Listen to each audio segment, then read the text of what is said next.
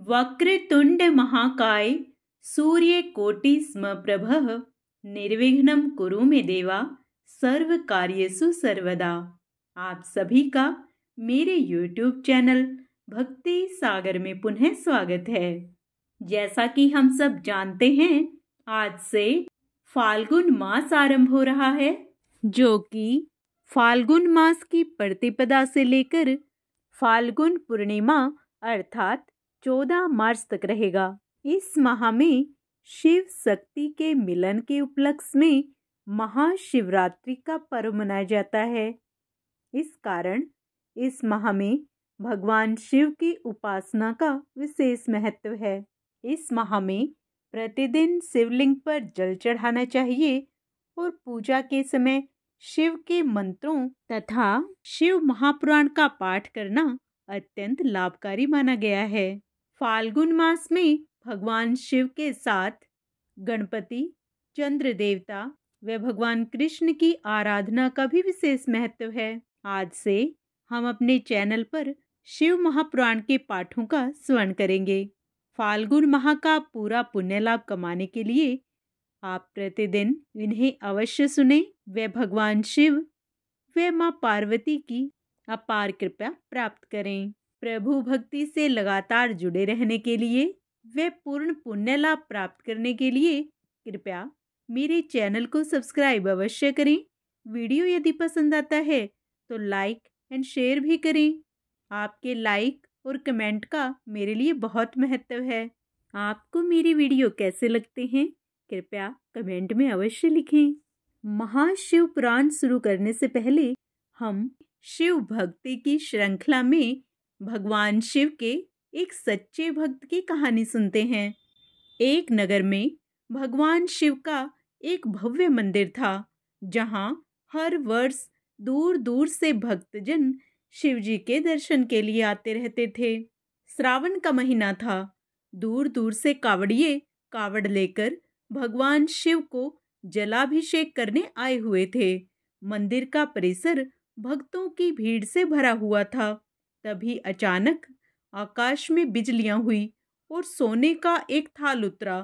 उसी के साथ एक भविष्यवाणी हुई कि जो कोई भगवान शंकर का सच्चा भक्त और प्रेमी होगा, उसी को यह थाल मिलेगा। मंदिर के परिसर में उपस्थित सभी लोगों ने यह भविष्यवाणी सुनी। धीरे धीरे सभी इकट्ठे हो गए। जो लोग मंदिर की व्यवस्था देखते थे, उन्हें तो पूरा विश्वास था कि यह थाल हमें ही मिलेगा। इसलिए वे सबसे आगे जाकर खड़े हो गए। सबसे पहले एक पंडित जी आए और बोले, देखिए, मैं प्रतिदिन महादेव का अभिषेक करता हूँ, अतः मैं ही भोलेनाथ का सबसे निकटवर्ती प्रेमी और भक्त हूँ, इसलिए थाल मुझे मिलना चाहिए। इतना कहकर पंडित जी ने थाल उठाया। जैसे ही पंडित जी ने थाल उठाया, थाल पीतल का हो गया। यह देखकर पंडित जी बहुत लज्जित हुए। उन्होंने थाल यथास्थान पर रखा और वहां से निकल गए। इसी प्रकार वहां उपस्थित सभी पंडितों ने खुद को आजमाया, लेकिन शायद उनमें से कोई भी सच्चा भक्त नहीं था। उन्हें भी थाल यथास्थान पर रखकर चले जाना पड़ा। इसके बाद उस नगर के राजा का आगमन हुआ। राजा आगे आए और बोले, मैंने महादेव के मंदिर में बड़ी भारी दान दक्षिणा दी है, इसलिए यह थाल मुझे मिलना चाहिए। इतना कहकर राजा आगे बढ़े और थाल उठाया। जैसे ही राजा ने थाल उठाया, थाल तांबे का हो गया। यह देखकर महाराज बहुत लज्जित हुए और थाल यथास्थान रखकर एक तरफ खड़े हो गए। इसके बाद इसी तरह एक से बढ़कर एक दानी, महात्मा और भक्त पधारे और थाल उठाया, लेकिन किसी के हाथ में कुछ और किसी के हाथ में कुछ हो गया, लेकिन सोने का नहीं रहा। तब लोगों को पता चला कि हम में से कोई भी महादेव का सच्चा भक्त नहीं है। उसी समय एक किसान का आगमन हुआ। वो बेचारा महीनों बाद आज चातुर्मास के सोमवार के शुभ अवसर पर शिवजी के दर्शन करने आया था।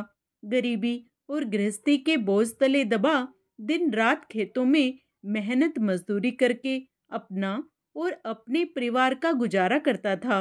अभी रास्ते में आ ही रहा था कि कोई भिखारी मिल गया और कुछ खाने को मांगने लगा। इस किसान को दया आ गई। अपने खाने के लिए जो खाना लाया था वो उसने उस भिखारी को दे दिया। थाल के बारे में इसने भी सुना था, लेकिन इसने उस और कोई ध्यान नहीं दिया। सीधा मंदिर में गया और महादेव का पूजन करके बाहर आ गया। परिक्रमा करके जाने को हुआ तो तभी पीछे से एक व्यक्ति बोला, भाई तुम भी थाल को उठाकर देख लो, हो सकता है तुम ही वह सच्चे भक्त हो जिसके लिए यह थाल आया है। किसान को लगा वह व्यक्ति उसका मजाक बना रहा है। किसान ने हंसते हुए कहा, भाई मैं तो कभी कोई पूजा पाठ भी नहीं करता, महीनों में एक आध बार मंदिर आ पाता हूँ, मैं काहे का सच्चा भक्त। वह अजनबी बोला, भाई हम तो देख चुके हैं, हमारी भक्ति तो 2 कौड़ी की भी नहीं है। अब तुम भी अपना हाथ लगाकर देख लो, सोने का थाल मिले ना मिले, किंतु पता चल जाएगा कि तुम्हारी भक्ति में कितनी सच्चाई है। लोगों के बहुत आग्रह करने पर आखिर उस भोले भाले किसान ने जाकर थाल उठा ही लिया।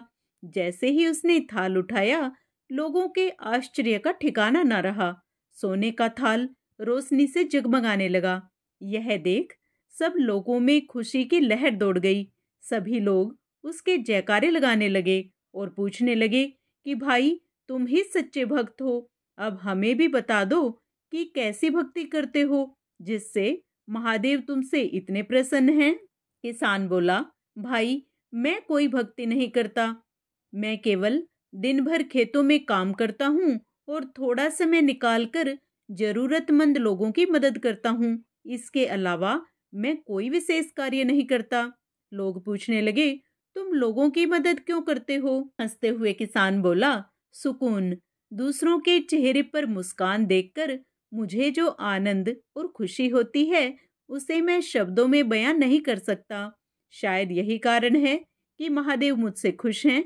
इसलिए हमेशा याद रखें, सत्कर्म का आरंभ भी आनंद से होता है और अंत भी आनंददायक होता है।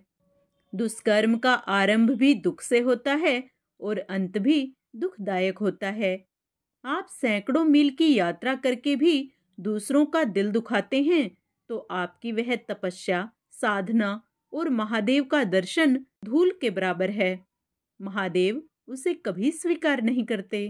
प्रभु भक्ति पाने के लिए अपने मन को सच्चा और पवित्र बनाना पड़ता है। भगवान के सच्चे भक्तों को प्रभु अपना आशीर्वाद अवश्य देते हैं।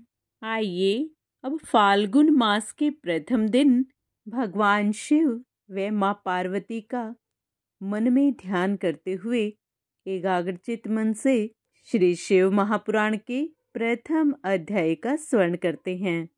श्री सोनक जी ने पूछा, महाज्ञानी सूत जी, आप संपूर्ण सिद्धांतों के ज्ञाता हैं।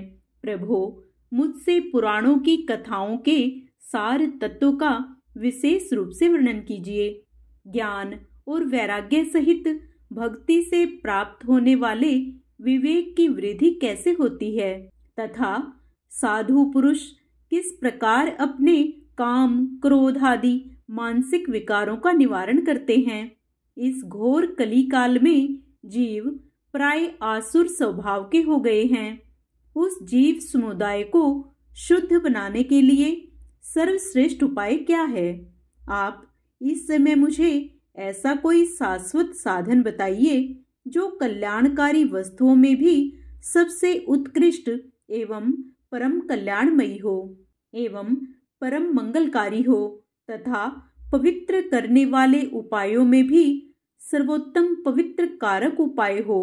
तात वह साधन ऐसा हो जिसके अनुष्ठान से शीघ्र ही अंतःकरण की विशेष शुद्धि हो जाए तथा उससे निर्मल चित्त वाले पुरुष को सदा के लिए शिव की प्राप्ति हो जाए। सूत जी ने कहा, मुनि श्रेष्ठ सोनक, तुम धन्य हो, क्योंकि तुम्हारे हृदय में पुराण कथा सुनने का विशेष प्रेम एवं लालसा है। इसलिए मैं शुद्ध बुद्धि से विचार कर तुमसे परम उत्तम शास्त्र का वर्णन करता हूँ।